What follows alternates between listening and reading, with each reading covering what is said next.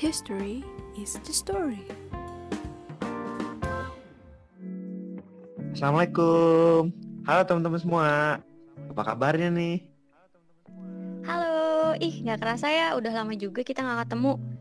Udah sebulan gak sih kayaknya sejak episode perkenalan kita dirilis waktu itu. Kalian pada kangen gak nih? Iya tuh udah sebulan, tapi ya ampun kita kan barusan bawain podcast ini. Masa udah ada sih yang bakal kangen? Kepedean banget kayaknya. Iya udah sih, gak apa-apa. BTW teman-teman pada penasaran kan pasti nungguin episode baru dari The Maroons Memory Lane. Ya iyalah penasaran. Siapa coba yang gak penasaran? By the way, kalian kalau nyebutin nama podcast ini ribet gak sih? Agak kepanjangan gak sih? Bikin lidah keseleo dah rasanya. Nah iya tuh, bener tuh Rick. Kalau untuk penyebutannya itu agak ribet, agak susah. The Maroon lah, The Plan lah. Oke deh. Kalau gitu, buat memudahkan teman-teman semua sebutin nama acara kita. Jadi gimana kalau kita bikin aja deh singkatannya. Dari The Maroons Memory Lane jadi Temolen. Kita ulang lagi ya. Dari The Maroons Memory Lane jadi Temolen. Gimana? Mantap gak? Ih sekut itu.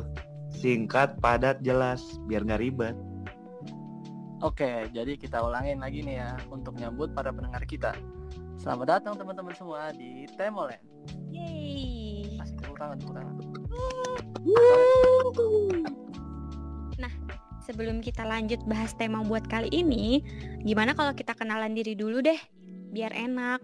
Sebenarnya kita masih sama sih sama yang episode perkenalan kemarin, tapi nggak apa-apa deh, kenalan lagi aja. Kita mulai dari aku dulu ya. Kenalin, namaku Lita, dan alhamdulillah banget nih, sekarang aku dipercaya lagi buat bawain podcast di episode kedua. Kalau aku Erik. Aku juga masih sama kok kayak Lita yang bawain episode sebelumnya. Salam kenal ya semuanya. Nah, kalau aku Fikar, kenalin ya guys. Aku juga yang kemarin ngisi di episode pilot bareng Lita sama Eri. Nah, kita kan udah kenalan semua nih. Katanya kemarin ada yang bilang kalau episode kali ini mau bahas hal-hal yang berbau mistik. Menurut aku pribadi sih, ini auranya mulai kerasa ya. Tapi gak serem-serem amat kok. Kayaknya announcer kemarin aja yang takutan. Hahaha. Ya gak sih? Iya dari kalau menurut aku juga sebenarnya emang gak serem-serem banget. Tapi emangnya kita mau ngomongin apa sih? Tapi sebenarnya tema kali ini emang bisa dibilang serem juga sih, karena kita bakal bahas sesuatu yang berbau-bau mistis gitu. Tapi menariknya, tema ini gak jauh-jauh dari kehidupan kita sehari-hari loh.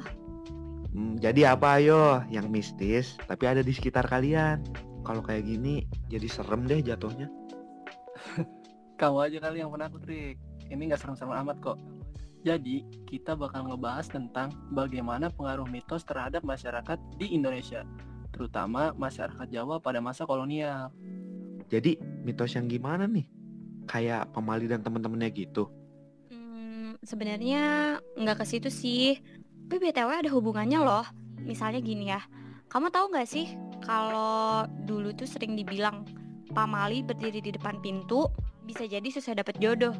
Nah, kenyataannya pamali kayak gitu tuh bermaksud biar kita nggak ngalangin jalan. Oh, pamali yang kayak gitu. Nah, terus Lid, hubungannya apaan sih sama hal-hal yang mistik tuh gimana sih maksudnya? Nah, jadi hubungannya tuh hantu kepercayaan masyarakat Indonesia ternyata juga ada alasannya kenapa mereka bisa muncul seiring dengan banyak banget muncul mitos-mitos. Waduh, jadi kita ini sebenarnya mau bahas apa sih? Udah muter-muter dulu ya Rika. Oke Iya. deh, jadi aku kasih clue nih ya. Kita bakal mulai pembahasan dari makhluk kecil botak yang demen sama duit. Apa ya? Kalau deskripsinya kayak gitu, ya pasti tuyul lah. Oke, betul tuh Rik. Nah, buat Lita nih, Lita kan suka baca. Jadi tuyul tuh sebenarnya apaan sih?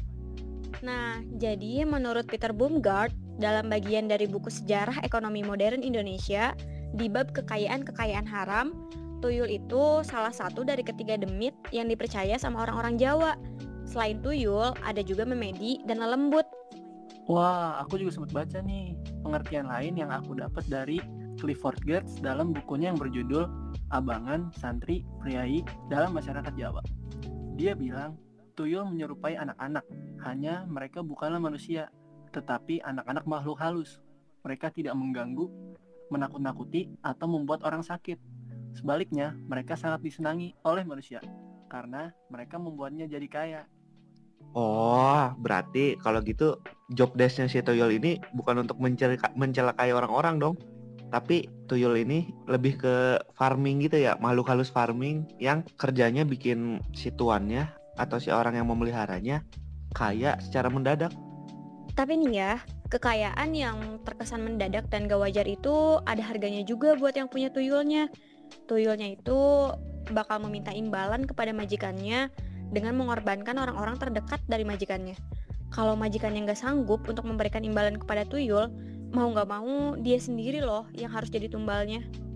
Wah, seremnya di situ tuh kalau udah main tumbal-tumbalan. Nah, uniknya lagi nih ya, tuyul itu suka banget disayang-sayang. Kayak anak kecil beneran gitu deh. Bahkan kalau majikannya perempuan, majikannya tersebut harus nyediain susu buat, ya maaf-maaf nih ya, nyusuin si tuyul tersebut. Makanya majikannya berusaha banget untuk bikin tuyul seneng, biar nyari duitnya ya makin semangat. Emang wajar banget sih tuyul ini suka dimanja, karena sosoknya memang digambarkan sebagai anak kecil. Aku juga sebenarnya sebelumnya sempat baca, kalau dilihat dari kajian akademik, sebenarnya tuyul ini merupakan sosok hantu yang terhitung masih muda. Tuyul ini dikenalkan awalnya oleh seorang sejarawan terkenal yang bernama Clifford Geertz, kurang lebih 70 tahun yang lalu, tepatnya pada tahun 1952 saat ia melakukan riset di Mojokuto. Oh, kalau misalnya Clifford Geertz bilang tuyul itu merupakan sosok hantu yang dalam tanda kutip terhitung masih muda, berarti tuyul ini punya tetua dong. Ih, betul banget, Kar. Aku bakal kenalin nih tetua atau pendahulunya tuyul.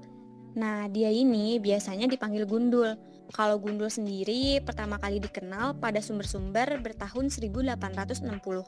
Cuma gambarannya Gundul ini baru muncul pada tahun 1894. Emang gambarannya gimana, Lid? Kayak di Google gitu? Di Google. Sebenarnya perwujudan dari dua makhluk ini gak terlalu beda kok. Kalau kata Bumgard nih ya, mereka bisa dibedakan melalui umur. Gundul itu terlihat seperti bocah umur 4-5 tahun. Sedangkan kalau tuyul berumur 3-4 tahun dan sama-sama berkepala pelontos seperti anak-anak Jawa. Nah, kalau Gundul nih punya sistem kontrak nih. Jadi Gundul tersebut dipekerjakan selama satu periode yang terhitung 7 tahun. Jadi sistem kontrak si Gundul sama si tuyul ini berbeda? Beda, Rik. Jadi kalau tuyul itu sendiri, kita masih belum tahu nih durasi periode kontrak secara pastinya. Tapi kalau kata Bumgard, majikan tuyul itu bisa menderita seumur hidupnya karena memelihara tuyul tersebut. Nah, iya, katanya juga majikan Gundul ini setelah mati bakal langsung dilempar ke neraka. Sedangkan majikan tuyul hanya khawatir mereka akan mati muda.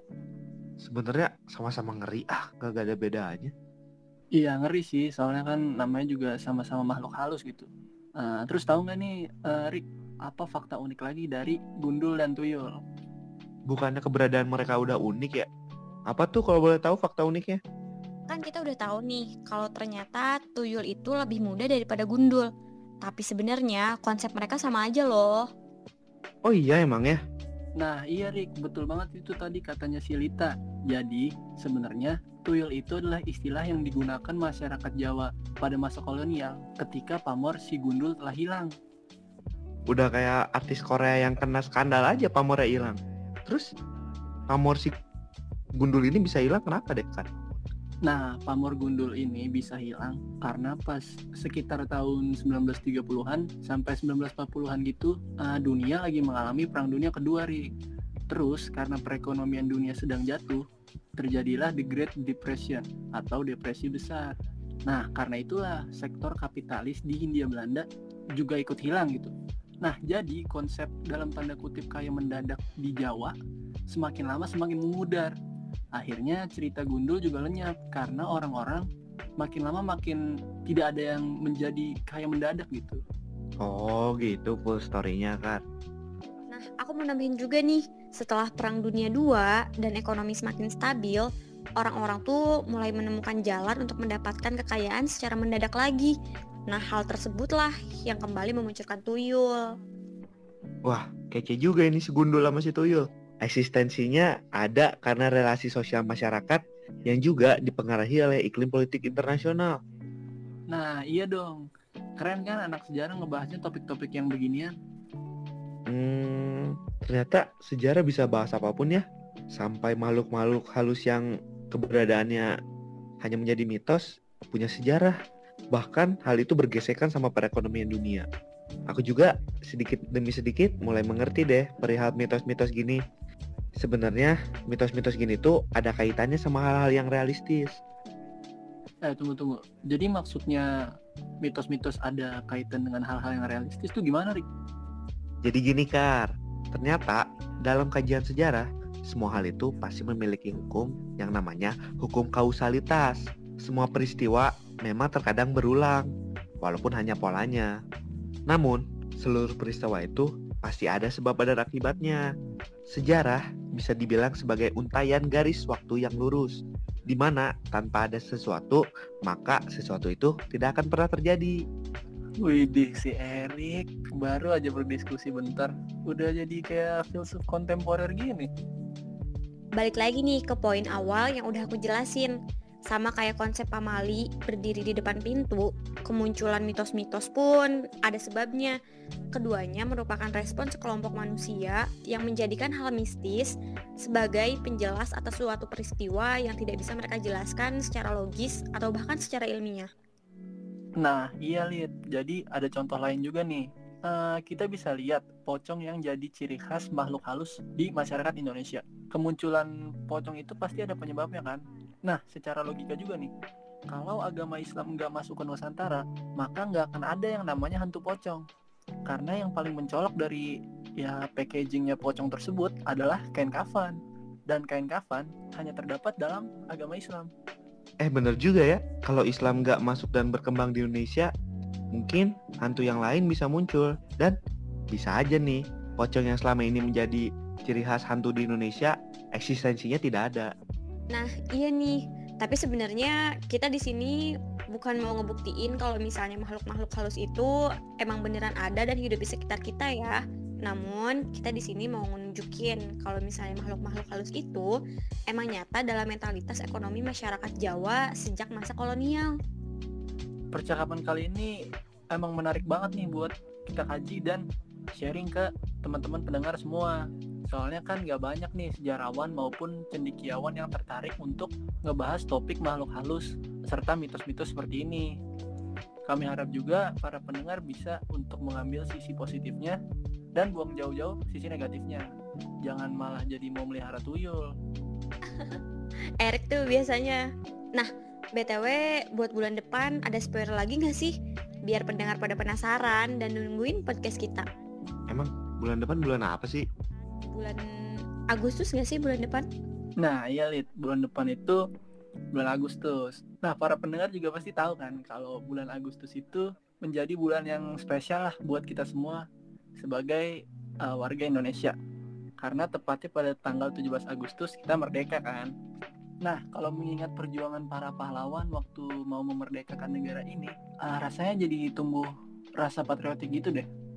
Ayo teman-teman semua, bisa ditebak apa topik selanjutnya yang bakal kami bahas. Nah tungguin aja ya guys. Yang jelas kita nggak bakal ngebahas tentang kemerdekaan Indonesia. Si Fikar udah mancing-mancing nih, jadi penasaran. Sebenarnya mau bahas apa sih? Nah untuk episode selanjutnya nih Rick, kita nggak mau spoiler dulu biar para pendengarnya pada penasaran Rick. Nah kayaknya pembahasan kita kali ini udah lumayan banyak gak sih? Dan pasti teman-teman juga udah makin nambah ilmunya. Iya Nulit, betul banget tuh. Gara-gara podcast ini ya, pengetahuan aku tentang gundul dan tuyul semakin bertambah. Yang asalnya cuman tahu gundul dan tuyul dari sinetron Tuyul dan Bayul aja dulu. Nah keren banget tuh kalau misalnya episode ini bisa nambah sedikit wawasannya Erik. Untuk topik gundul dan tuyul ini hanya istilahnya salah satu lah dari sekian banyak topik menarik lainnya yang nantinya akan kita bahas. Jadi teman-teman semua tetap harus dengerin ya podcast kita. Ih, jadi nggak sabar deh, pengen bahas topik-topik menarik lain. Oke, makasih ya teman-teman semua untuk dengerin podcast episode kali ini. Aku harapin materi dan wawasan dari podcast episode kali ini bisa bermanfaat untuk teman-teman semua. Dan yang paling penting dan wajib teman-teman lakuin adalah denger episode selanjutnya, oke? Pasti ada topik menarik dan tentunya penuh wawasan dong. Aku Erik.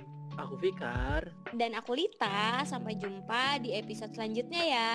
Dadah. Dadah. Ah.